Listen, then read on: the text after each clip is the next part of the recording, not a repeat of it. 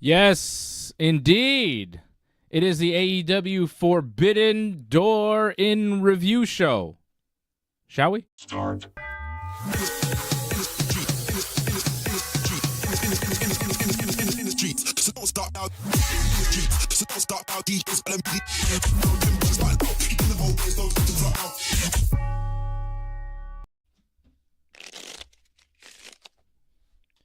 We are here. We are live. Johnny is here. We are in full effect. And it is a Monday. It is Canada Day. Happy Canada Day, everybody. Happy Canada Day, Big Johnny. You as well, Dave? Thanks, man. How is it all? How is it all going? It was a long weekend, and capping it off with the 4-hour pay-per-view because I did not watch the whole 5.5, but pre-show not so much. 4 hours was enough for me.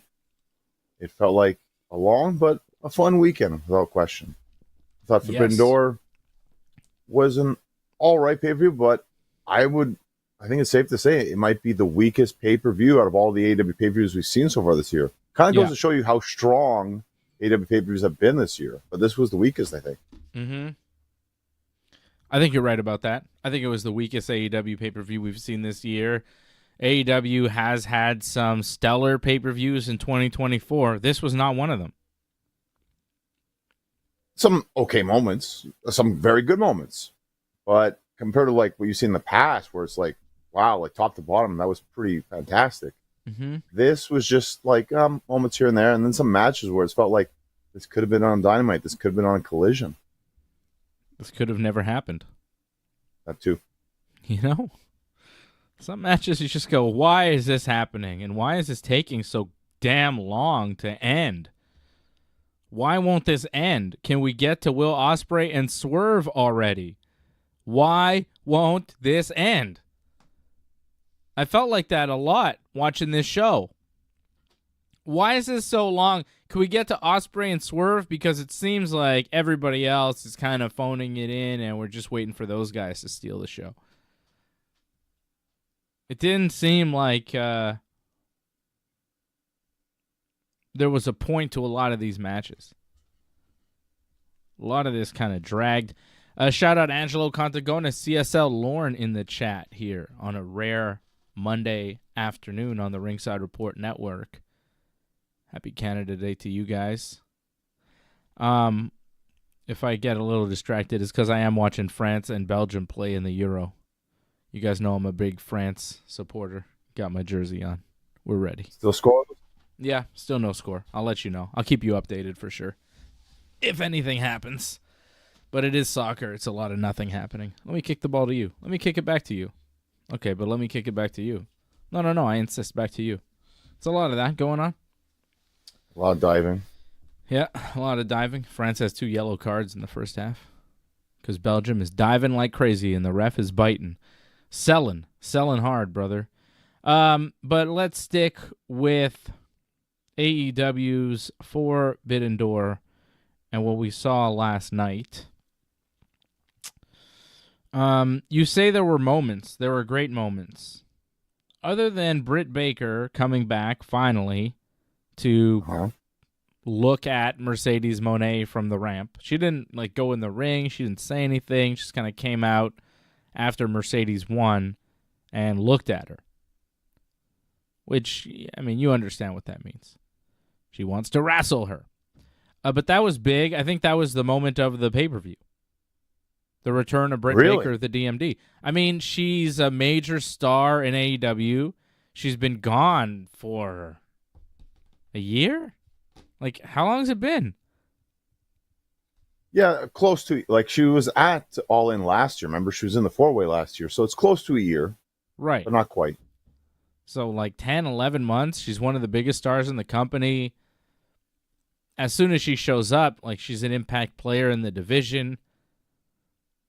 And you're opening up with a very interesting feud between your new, maybe top star in Mercedes Moné and your previous top star, Britt Baker.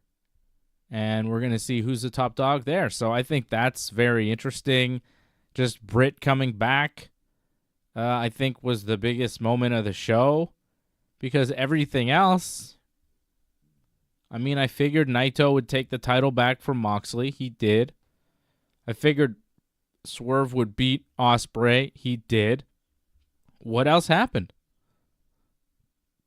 Well, there's other moments. Like, I just want to make mention of this because to me, this was the number one moment. How Swerve beat Ospreay. Like, we believed it would happen, but how was going to happen? Like, to me, that's what was most compelling. Because I thought there was a lot of great false finishes at the end there. I thought it was a great ending to that match. And it's a match, too, where you can do again because you could tell, like, it was so close. To me, that was the moment of the match of the night and the moment of the night.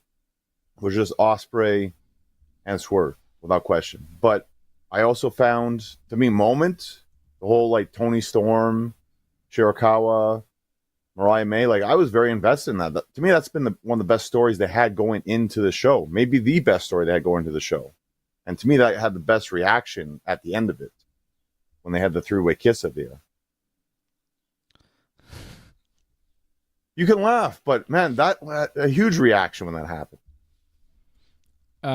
Yeah, there was definitely a huge reaction for the three-way lady kiss at the end of the wrestling match, John. But for you to be like, that was the moment of the pay-per-view, forgive me if I laugh, but I mean, come on. No? And also, in the ladder match, I thought Mark Briscoe, when he jumped off the chair into like that table ladder setup, yes, that to me was the spot of the whole show. Yes, it was. That was crazy. That match was very good. That was a lot of fun, that ladder match. That was one of the highlights of the show for sure. And that Mark Briscoe stunt was nuts. Very Sabu-ish.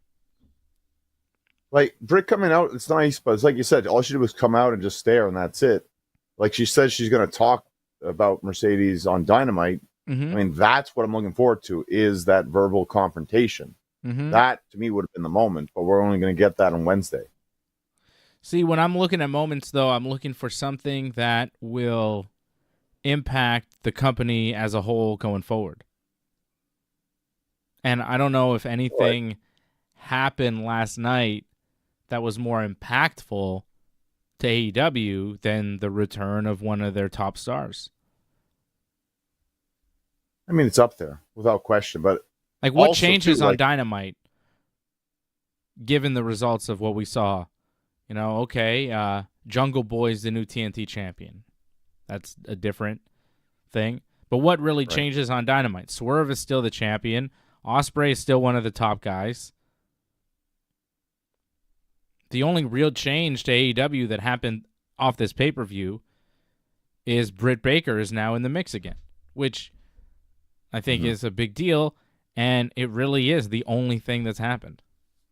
Like, after a pay-per-view, I want to go, okay, what have we learned here? What do we have? What's changed? What's different in this company, right? Because it's supposed to be the culmination of a lot of things. We're supposed to have results, and then the next week's show, it's like, ooh, we're in a new set of circumstances now. But after this Forbidden Door show, I don't think we're really in a new set of circumstances anywhere in AEW. Which is, I think, it's a misstep for the booking.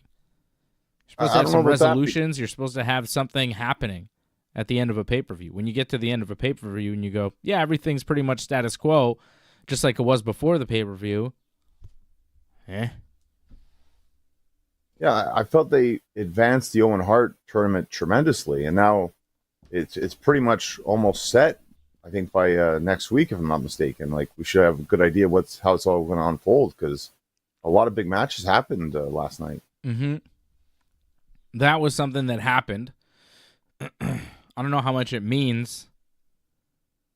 That tournament doesn't really mean anything until the finals, and then we'll have a challenger for the world champion at All In, which I think is AEW's next pay-per-view. Both world champions, the women's and the men's world champions. Yeah. I said the world champion. I mean both. August 25th will be the next AEW pay-per-view. So we got quite a break now, taking all of July and most of August off. and they're back for a pay-per-view on the 25th of August. AEW's All In at Wembley Stadium. That's the big one of the year. Swerve versus the winner of the men's Owen Hart Cup, and Timeless Tony Storm versus the winner of the women's Owen Hart Cup tournament. And my bet for the women's Owen Hart Cup winner would be England's own Mariah May, who did advance in the tournament last night. Mariah May on the pre-show got a win over Saraya. Shows you how far Saraya has fallen. She came in, a lot of fanfare. Hadn't been in the WWE for a long time. Had to retire. Comes back. And, you know, she's a big star in AEW for a time. Now she's on the pre-show of Forbidden Door, jobbing to Mariah May in the opening round of the Owen Hart Cup tournament. Yeah, but that match, it's like you felt like the winner of that match was probably going all the way to the finals and probably winning it. Like, if you didn't think Mariah was winning, you think Saraya, because they've already been having Saraya feuding with Tony. Mm-hmm. So it felt like either way, like, this could work. I think Mariah May and Tony Storm, that whole deal that's been going on for so long, if Mariah finds herself at the end as Tony's opponent, that's going to be really good stuff. Tony has done something out of nothing. This whole character that she's created has made opportunities for other wrestlers like Mariah May. Mariah May is only interesting because Tony Storm has made her interesting, because she's jumped aboard this whole storyline. I mean, Mariah has done a great job. I think Mariah May is a fantastic talent, but to get the leg up as a newcomer in AEW, to have Tony Storm there with a tremendous gimmick and a tremendous character that she's put together here, it's been huge. I wonder if Mariah May will get the win at Wembley or not. The finals are supposed to take place July 10th on Dynamite. Mariah May winning last night. She'll take on Hikaru Shida on Wednesday night at AEW's Beach Break. Willow Nightingale and Chris Statlander will also wrestle in the other semifinal. I think it'll be Mariah versus Statlander in the finals. Right, because Statlander, her team lost on the pre-show against Willow's team. So you would think now Willow will take the loss to Statlander in the tournament. Like, again, a lot of matches happen, and they really help push forward this tournament. And you haven't even talked about your favorite wrestler yet. My man D. Brian Danielson getting the win over Shingo Takagi last night. It was okay. I felt it got better as it went on. I thought it started off a little bit slow, but as it went on, you could felt like the intensity picked up a little bit. The crowd got more into it. Mm-hmm. And by the end of it, you're like, oh, this was pretty good in the end. Yeah. It did pick up. It was a little longer than it needed to be. It was like 20 minutes. It was all right. But at that point in the show, it was just kind of like, all right, still a lot of wrestling to go. Do we need this super long match for a Owen Hart Cup thing? I think it's a little too much. Like, I understand. Like, I appreciate Brian with the selling, but every match where he's like, oh, he's seriously hurt, get the doctor to check on him. Yes. It's a little too much, I find. Yes. I've had it. It's every match. Every match, It's like, oh no, Brian's nearly dead. His neck is broken. And you're like, really? At a certain point, it's a boy who cried wolf situation. Like, I understand he's like always banged up and you got to kind of watch out for him. And that's kind of the story, but I don't know. Fragile body, fragile mind. That's what it seems like. Get out of here. He's actually wrestling. It's just a gimmick, John. It's not like he's getting hurt for real. Not like your boy. Well, he'll say, though, that, he's actually in real pain. That's what he'll say anyways. I mean, he's a liar. Probably is. He probably is. Maybe. Shout out Doug Hepburn in the chat. Shout out to Harold Schneider dropping a super chat. He says he's the #1 fan. Thank you, Harold, for supporting. Thank you, everybody, for watching. Chat like that, yes. Huh? With a super chat like that, yes, I would say. Very nice. Thank you, Harold. Dropping the super chat.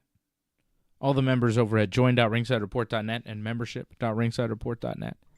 Okay, let's get a score here. Let's do it. Let me give you the results of this marathon of a show. Let's get some scores on 10. Let's get you some matches of the night and so on. Let's do this damn thing. Kyle Fletcher beat Serpentico in the pre-show opener in 3 minutes. I missed it. I didn't even know that was happening. I didn't see that match. I did see the next one, which I thought was the opener. It was a 4-way tag team match where the Kings of the Black Throne, Malachi Black and Brody King, got the wins over Tomohiro Ishii and Kyle O'Reilly, Roderick Strong and Gabe Kidd, and the Private Party. Willow Nightingale and Tam Nakano got the win over Chris Statlander and Momo Watanabe. Nakano getting the win over Watanabe in that one. Mariah May with a win over Saraya in the Women's Owen Hart Cup Tournament first round. And the Lucha Brothers and Mystico defeated Los Ingobernables de Japón, represented by Yota Tsuji, Titan, and Hiromu, the Ticking Time Bomb, Takahashi. So that was the pre-show. 5 matches on a pre-show. Then we had the opener, which was MJF getting the win over Hechisaro, which was, it was fine. Wasn't anything special. Could have been on Dynamite, but it was, the pay-per-view was on Long Island, so they had to throw MJF out there. You want MJF on pay-per-view, but god damn, was this the best opponent they could find for him? Like, no disrespect to Hechisaro, but who cares about this guy? I've never heard about this guy. Why is the former world champion, who hasn't wrestled on pay-per-view since December, coming back to wrestle his first pay-per-view match against a guy we've never heard of before? I mean, what is the booking here? What is the rationale? Because let me tell you, it sucks. It was not good. It was like, oh, MJF is wrestling. Cool. Who's he wrestling? Hechicero. Who? Why? Well, the original reason was because they wanted the match with Roosh to be on the pay-per-view, but because I guess the issues with CMLL, like, I guess they couldn't have him on the show, or he didn't want to be on the show. There was some sort of issue, so they had to put the match on Dynamite. And then Hechicero was the best guy they could get. He's a pretty good worker, but that's pretty much the only guy they could get, I think. But that's not good for your world champion to have, former this is the best we can get. Sorry, this is all we got. What? Well, I think it goes to show you that, this concept of Forbidden Door, that maybe it's starting to run its course a bit. Like, if you don't have, like, top-tier talent to face your top-tier talent, then maybe they need to take a break from this for a little bit. I know they're going to do, apparently, a Japan thing in next January. Maybe just do that, and that's it. Yeah, this didn't work. This pay-per-view did not work. The Elite got the win. The Elite, Matthew Nicholas and Kazuchika Okada, beat the Acclaimed and Hiroshi Tanahashi, the Scissor Ace, in the trios match. Bryan Danielson got the win over Shingo Takagi by submission in a men's Owen Hart Cup tournament match. Toni Storm defended her world title, beating Mina Shirakawa. Zack Sabre Jr. got a win over Orange Cassidy. Samoa Joe, Hook, and Shibata beat Chris Jericho, Big Bill, and Jeff Cobb. Jack Perry beat Konosuke Takeshita, Mark Briscoe, Dante Martin, Leo Rush, and El Phantasmo to win a ladder match for the vacant TNT title.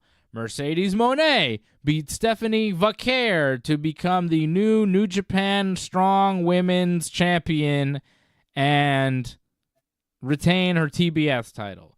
Tetsuya Naito defeated Jon Moxley to become the new IWGP World Heavyweight Champion, and Swerve Strickland defeated Will Ospreay to retain the AEW World title. I mean, the results on this took 40 minutes to go through, John. It's ridiculous. So much. Did you also mention Zack Sabre? Like, that was the only surprise for me. Like, in terms of predictions, like, it seemed pretty predictable. I did not expect Zack Sabre to beat the Orange Cassidy. Me and neither. That made the match a bit better, actually. Like, It a was nice a good surprise. match. Good match there. Yeah. But overall, score on 10, like, nothing was particularly horrible, but there was really not much other than the main event that was particularly great. So I'm going to give this,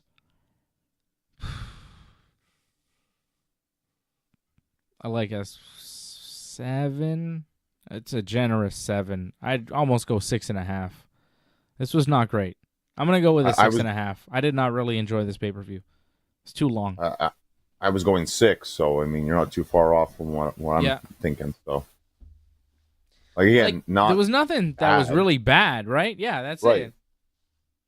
But it did drag, and that's a huge problem when you're trying to watch them enjoy something, and it's like you're fighting just to stay awake. That's not a good thing. You shouldn't have that. When you watch something, you shouldn't be bored. It's not so much bored; it's more fatigue. It's too much. I was kind of bored. What I find. There was some shit where I was bored. That trios match where it was Joe Hook and Shibata again, I was bored. I thought I liked Jericho. I liked Jericho with the promo there. Like I thought there were some good moments actually in that one. I liked how the team played up. Like I didn't mind that match too much. I didn't find that dragged. I felt once we got to Moxley and Naito, that's when I felt like, okay, fatigue is really starting to kick in now. And that match, I don't know what you thought. Like I was kind of disappointed. I was kind of expecting more on that one. I wasn't a big fan of the finish. It was hard hitting. It wasn't bad, but it was a little slow. I would have played it differently. Like the whole idea that Moxley has been going through challenges. He's been beat up. He got concussed recently.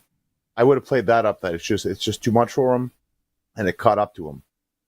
Instead of, he got frustrated and he got with the chair and all that, and like he made a mistake. Like maybe off of like, he's just so damn tired he made a mistake like that. But he just made a mistake because he's dumb. That's kind of ridiculous considering what he's done in the past. That's kind of what he's doing lately, though. He lost a match by disqualification on Dynamite, doing the same thing. Yeah, well, that's what they want to do. That's their out, I guess, for him, right? Is that he just makes stupid decisions and all that? But I play it differently. I think it actually makes him look better if it's just because he's just too beat up at this point, and because he actually is. Yeah, it's legit. Yeah. Well, they got to it in the end. They got Naito with the IWGP World Championship back. And, so you're giving this a 6. I'm giving this a 6.5. Not high numbers for this pay-per-view.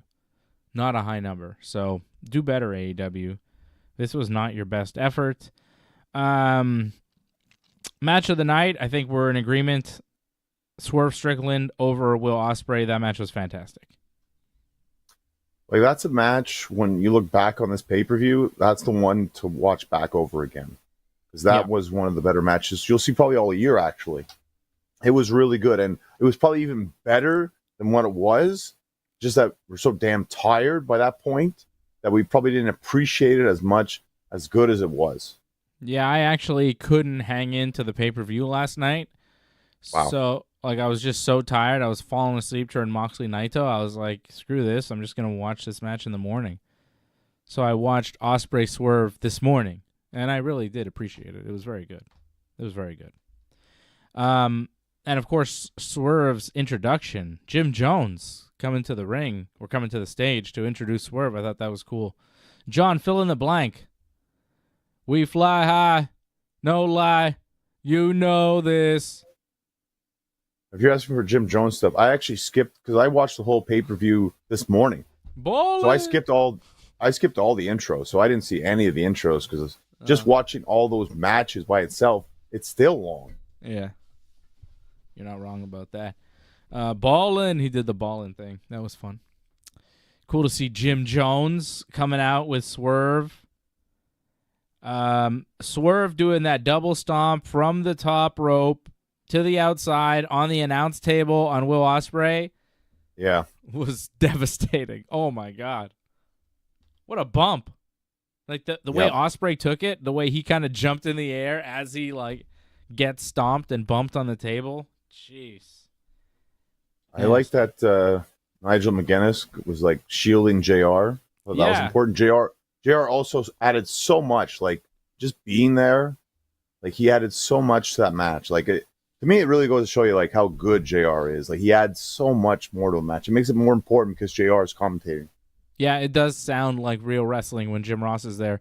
What happened with Naito and JR? Like, Naito had Moxley kind of down near JR, and there was like another guy. There was like a... Yeah. I don't think he was a camera guy. He was somebody who was down on the ground, too, and Naito seemed to be hitting everybody, and then JR got mad, started yelling at Naito. What happened there? Well, just that they were so close to JR, right? And they were like right up next to him. And that Nigel like had to like almost protect him with his arm, kind of to make sure they didn't touch him. He was like holding JR. Yeah. Well, you saw JR like he's all bandaged up. Like he got out of the hospital. I'm surprised JR was even there. Mm-hmm. So, like that's great that he's there. But yes, like I would hope the wrestlers would understand that. And JR's had prior conflicts with wrestlers, like in New Japan, even. Yeah, I believe Jay White, if not mistaken. Yeah, I think we've even talked about in the past. So hopefully wrestlers don't get this idea like, oh, let's just go crazy on commentators. Some wrestlers like to do that. Don't mess with JR. It was great to hear him. So at one point, the ref gets bumped. Ospreay hits the hidden blade, and he had Swerve beat, right? They had that out as well for Ospreay because Ospreay had him pinned there, and there was no ref to make the count, but Ospreay would have been champion had there been a ref. Don Callis showed up. He wanted Ospreay to use a screwdriver and stab Swerve, but Ospreay didn't want to do it. Prince Nana showed up and pushed Don Callis, and then Ospreay didn't like that, so he grabbed Nana, and he had the screwdriver, and he was kind of threatening him with it, but then he decided not to hit Nana with the screwdriver, and he backed off, but then Ospreay went right into the ring, and he gets kicked in the head, and he gets hit with the stomp, and you think, oh, that's it. 1, 2, but then Ospreay kicked out. That was a fantastic false finish there. That was really good. Yep. Really good. Swerve then hit his house call kick for another near fall.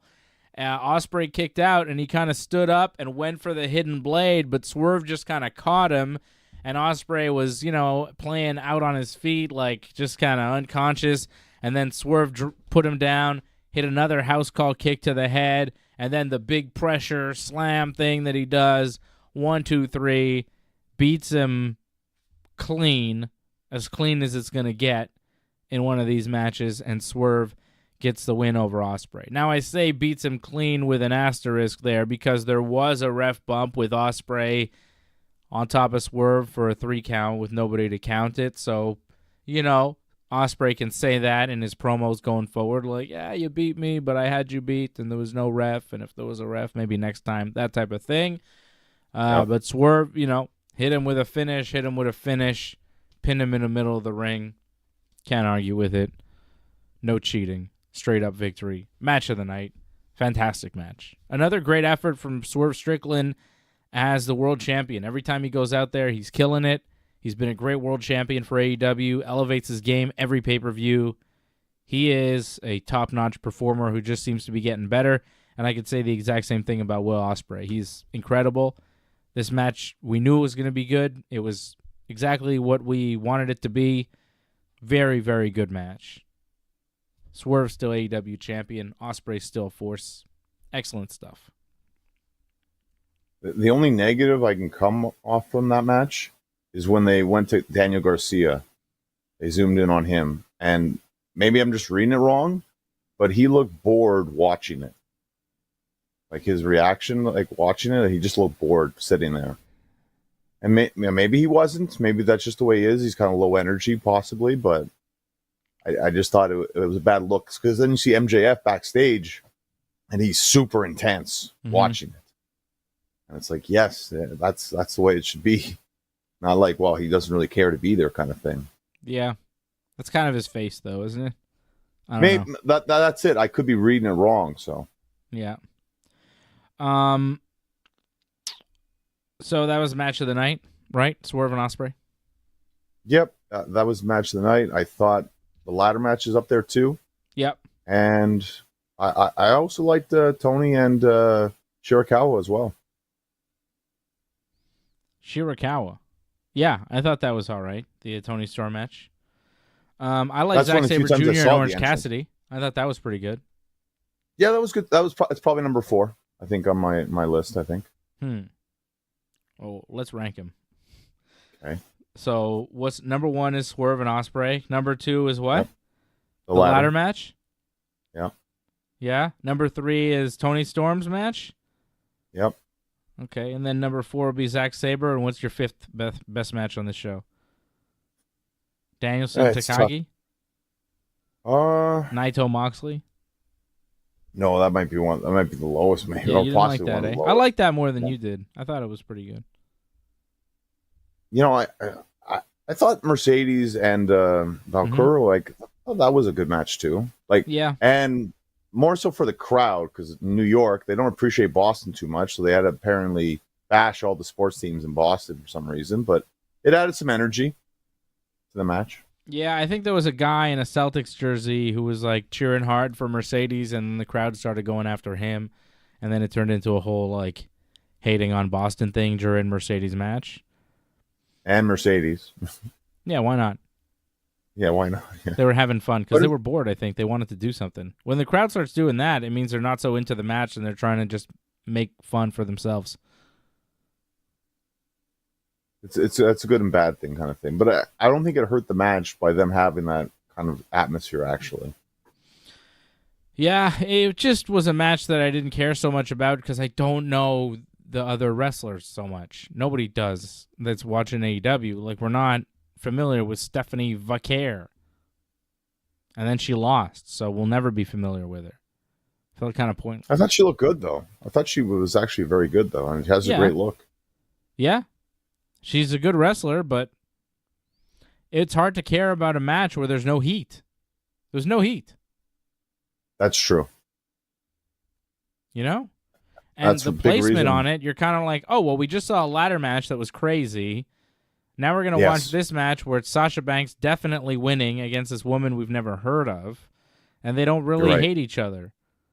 So who cares? Could we get to Swerve and Ospreay? You know what I mean? It was just like at that point in the night, you go, can we keep this going? Can we skip? And then it's 17 minutes.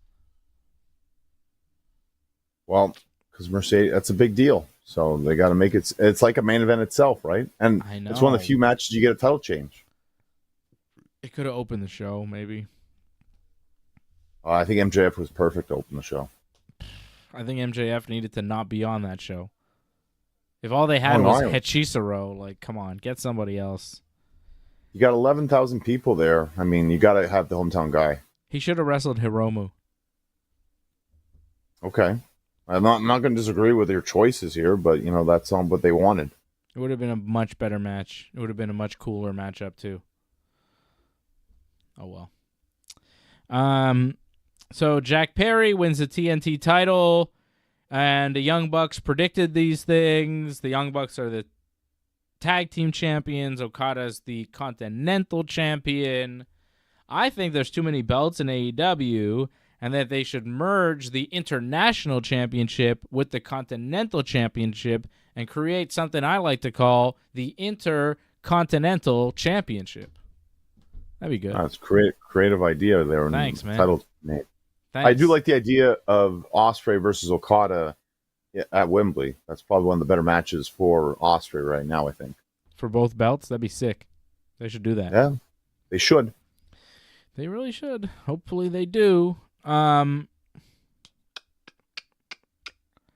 we had Danielson over Takagi. Right. So Jack Perry's a TNT champion. I wanted to ask you about the Owen Hart Cup tournament because there's going to be a match on Dynamite. Right? You saw the Jeff Jarrett thing, right? That promo that he cut? No, I didn't see it. Fantastic. I recommend for anyone. Yeah. Anyone who hasn't seen it, I recommend watching it. Fantastic. What was he saying? Talking about Owen? Basically, just talking about Owen, what this means for him. But 9 minutes, and you're into it the whole 9 minutes. Yeah, I did see it. I just haven't clicked on it yet. But that sounds good. He's going to face the wild card on Dynamite this week. Who's the wild Right. card? It's the Elite said it's somebody from them. It's somebody that they are sending to win the tournament and win the Whoa, AEW what World was that? title. I don't know. Looks Was like that someone you? like fell down or something. Like I don't know. No, it's from upstairs. I'm in a basement, so. Hmm. But hopefully, so whoever fell is okay. Wow. Anyways, yeah, I think from the Elite, like to me, right away when I think about this, who's been gone for so long and would be perfect to come back, be in this tournament, face Swerve. I think Hangman makes most sense. Yep. And there was a cool little Hangman promo they showed on Collision this week. But So he wasn't aligned with the Elite last time we saw him. yeah, but he's been aligned, not aligned, like back and forth. Like Yep. I think it just makes sense right now to be back with them. And will it be Hangman versus Swerve at Wembley for the title? I mean, that's a pretty good main event, no? Like Yeah. I'd be sold on that. Yep. That means Bryan Danielson doesn't win this tournament. I mean, we expected that, him to get to the finals and not win. Does he even get to So- the finals? Or do they do it with Pac? Because if it's Pac in the finals, they could tease Pac going to the finals. Like, if it's Hangman and Bryan Danielson in the finals, I think most people will assume that Hangman's going to win. But if it's Pac and Hangman in the finals, you could kind of wonder, because it is in England, like maybe they'd give Pac the title shot in England. They have many different routes they can go with this. I mean, that's a very good possibility. But I'm still thinking Brian, just because he's the bigger name, and people I think would get a bigger reaction with Brian in Calgary. I would think. I mean, Pac for Wembley, but he's got to get there. But I feel for Dynamite, I think you'd want Brian as much as possible. Yeah. Did you like my idea of Goldberg being the guy for the Elite to enter the tournament as their wild card, win the Owen Hart Cup tournament in Calgary in the finals? I think that would be the ultimate heel move. I think just having Goldberg appear in Calgary would be a great heel move. With the But him Elite. win the It'd be so him win fun. tournament, it would hurt the pay-per-view. You don't want Yeah. that in the main event. No, you don't. Thankfully, Johnny, you do see that, despite being a big Goldberg fan. You do agree that There's a he time would- and a place. Thank you. Thank you. Correct. Yeah. So, anything else here, John? The Elite beat the Acclaimed and Tanahashi. It was kind of cool seeing Okada and Tanahashi in the ring together again. See, I thought you'd like that, and it ended with them too in the end. So I thought you were going to be a huge fan about that. But also, I thought that 6-man was just kind of like, this could be on any show. Really, it didn't feel like a pay-per-view kind of match. It was very basic. The whole pay-per-view felt like that until Tony Storm. Like MJF and Hichisaro, the Elite against the Acclaimed, Danielson and Takagi all felt like could have been on Dynamite. No, you're right. Yeah, and again, like you just had those select kind of matches where it's like, okay, these are the big ones, and these are just kind of the filler matches. Yeah, there was a lot of filler on this. Not so much killer. A lot of filler. I think it's good we get some space now from pay-per-views because we've been going monthly with AEW. It's good to get some space so that way All In will feel more special because it's been a while since a big event. Yeah, I think we do need some space from these AEW pay-per-views, so that'll be good. We'll get some space. We will get All In on the 25th of August, and then unfortunately not a lot of space between that one and the next one because the one after that will be September 7th in Chicago for All Out. Right? Well, at least they gave us an extra week. Yeah, originally 2 weeks. they're supposed to give. Yeah, so at least something like helps a little bit. They figured that out.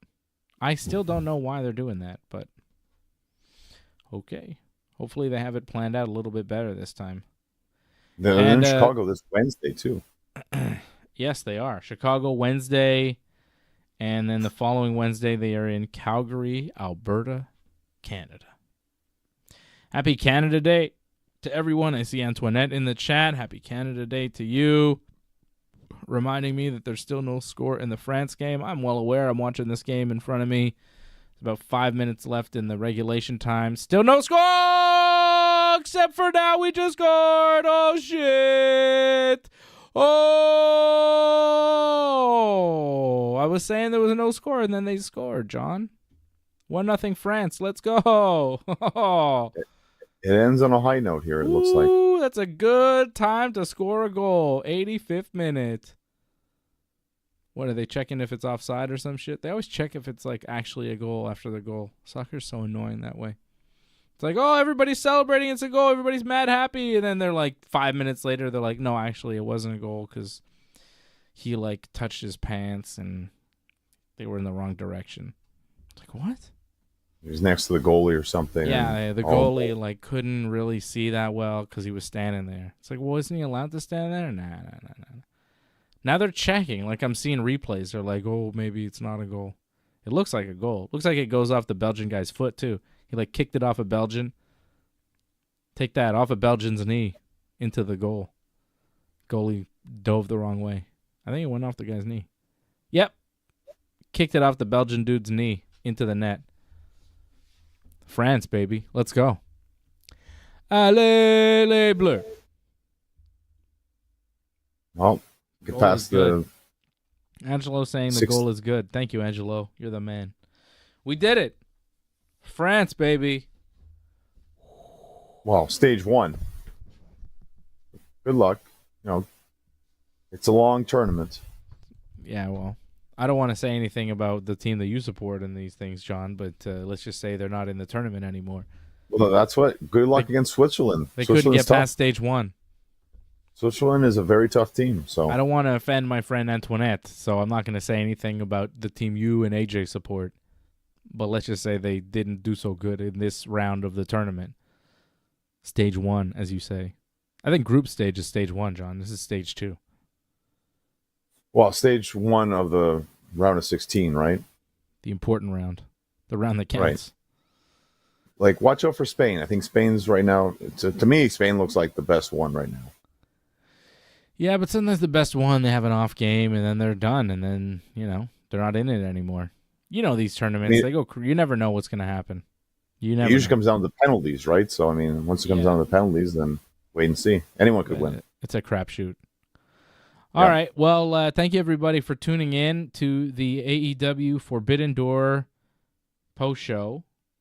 We will be back for another post-show next Saturday, John, after Money in the Bank, which I'm kind of excited about. This weekend already? Yeah. My goodness. Wow. It's just crazy how there's always like a pay-per-view, a UFC watch-along, and now Money in the Bank. Wow. It just keeps going. Never stops. No, it never stops. We'll get a couple weeks off at the end of July for weekend stuff. There'll be no UFC pay-per-views, no WWE or AEW pay-per-views for a couple weeks.